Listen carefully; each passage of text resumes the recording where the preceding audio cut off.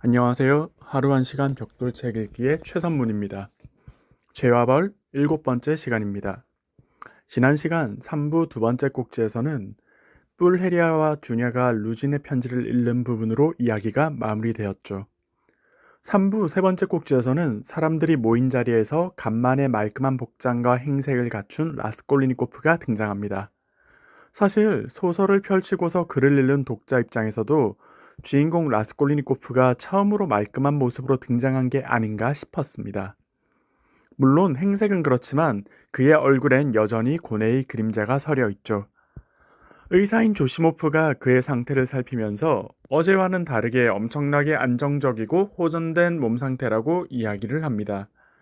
그러면서 그는 라스콜리니코프에게 일과 확고한 목표의식이 필요해 보인다라고 조언합니다. 이런 조언에 라스콜리니코프는 곧 대학에 복학하면 많은 문제가 해결되지 않을까 넌지시 답하죠. 그러면서 조시모프와 라주미힌이 자신에게 과분한 호의를 보여줘서 정말 고맙다고도 이야기하고요. 또 어제 어머니 뿔헤리아와 두니아에게도 친절히 대하지 못한 점을 사과합니다. 이런 라스콜리니코프의 모습을 보며 뿔헤리아는 되레 알 수 없는 두려움을 느낍니다. 이런 지점들에서 정말 어머니의 촉이란 게 있는 것인가 싶기도 했습니다. 아무쪼록 이후에 라스콜리니코프는 자신이 어머니에게 받은 돈을 말에 짓밟혀 죽은 마르멜라도프의 유족에게 모두 주고 말았음을 고합니다. 그러면서 어머니에게 무척이나 죄송해하며 도움을 주기 위해서는 먼저 그럴 권리가 있어야 한다 라고 이야기하죠. 이 이야기를 들은 뿔헤리아는 라스콜니코프가 하는 일은 모두 좋은 일일 것이라 확신한다며 말합니다. 이 말을 들은 라스콜니코프는 침묵하죠. 그는 누구에게도 말하지 않았지만 적어도 자기 자신만큼은 자신이 무슨 짓을 저질렀는지 너무도 잘 알고 있기 때문입니다. 라스콜니코프의 이번 침묵과 조금 전 조시모프, 라주민과의 하해, 그리고 가족과 주고받은 용서까지 모두 묘한 긴장이 도는 상태에서 이뤄집니다.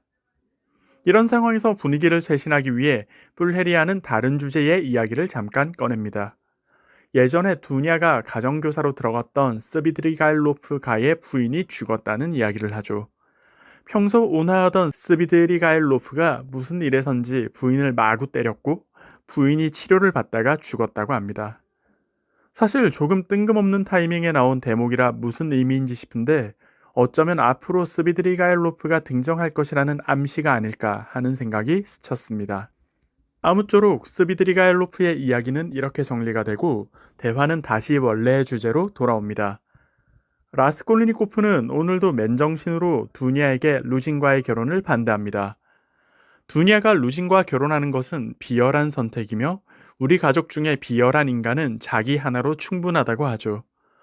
라스콜리니코프는 사실 오늘 이 이야기를 하기 위해서 지금까지 정신줄을 붙잡고 있었다고 속으로 대냅니다. 그러나 두냐는 이 결혼이 자신의 현실을 타개하기 위한 선택이고 루진이 충분히 존경할 만한 부분이 있으며 또 자기 가치를 알아주는 사람이라고 해 결혼할 것이라고 말하죠. 이 자리에서 루진의 편지를 읽는 라스콜리니코프는 편지의 내용을 뜯어 살피며 루진의 댐댐이가 얼마나 별로인지를 조목조목 지적합니다. 두냐는 이에 마땅한 답변을 하지 못하고요.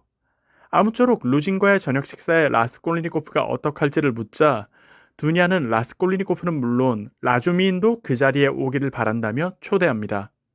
이렇게 이번 꼭지가 마무리되죠.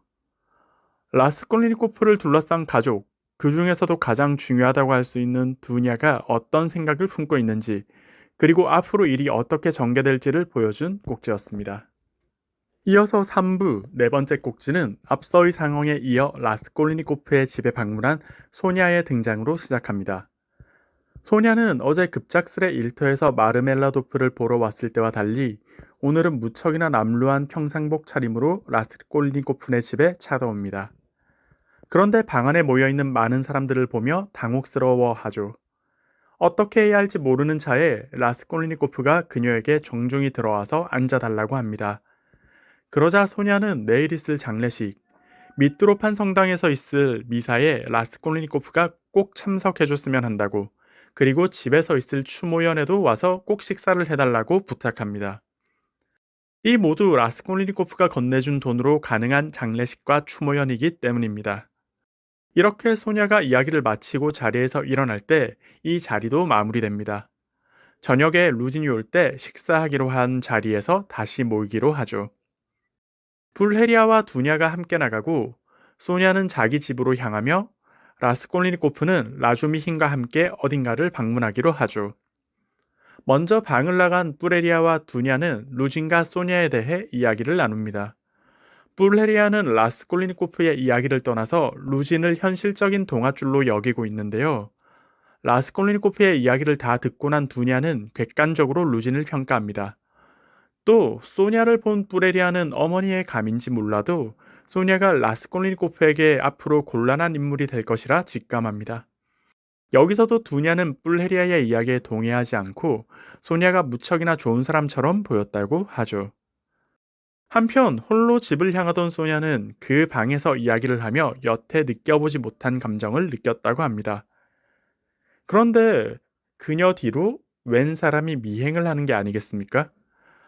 라스콜리니코프네라는 대화를 주고받는 걸 듣고서 붙은 미행자인데요.